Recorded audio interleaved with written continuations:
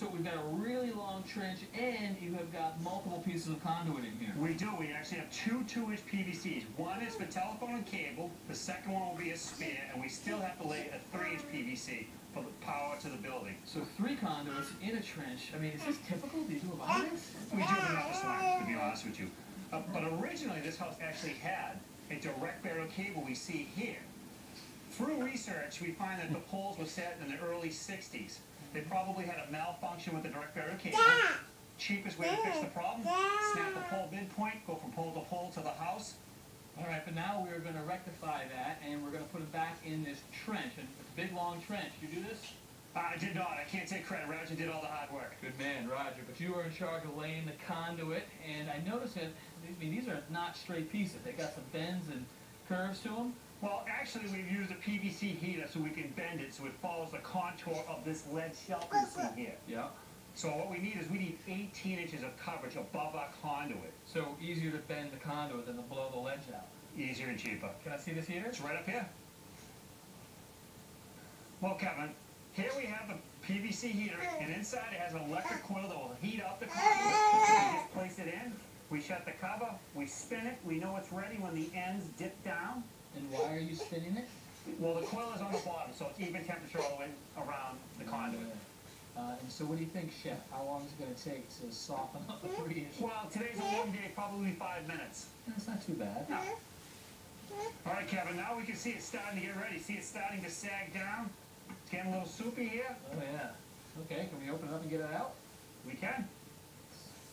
All right, let's head down there, Andy. Oh, yeah, look at that. And so, how long before this thing gets rigid again? We probably get about a minute, I would say. A minute.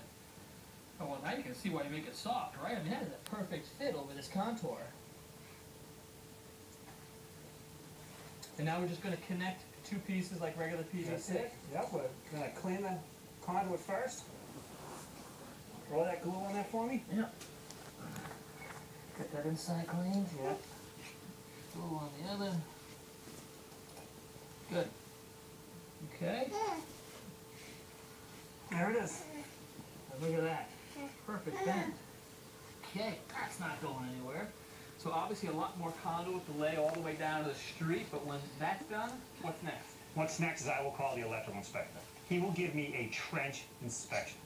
Then Roger's guys will come in and will give me 6 inches of sand on top of these conduits. Yep. Then after that, Roger will lay this metallic caution tape on top of the sand, so that way we can identify where the trench is later on with the wand. All right, got it. Then after that, Roger will fill with the soil, and then we will pull the conductors from the house to the pole. All right. So you get yourself a lot of work in here. Thank you, Alan. Thank you.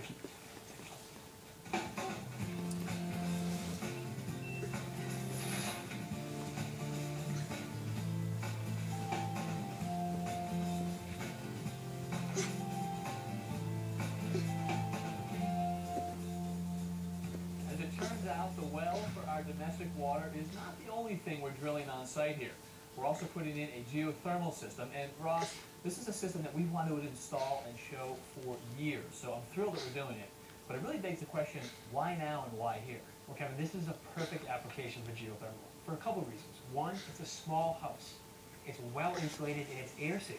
Okay. Right? We also have the perfect site for it, because we've got to actually drill something here, right? And I can tell by the drilling. That's right.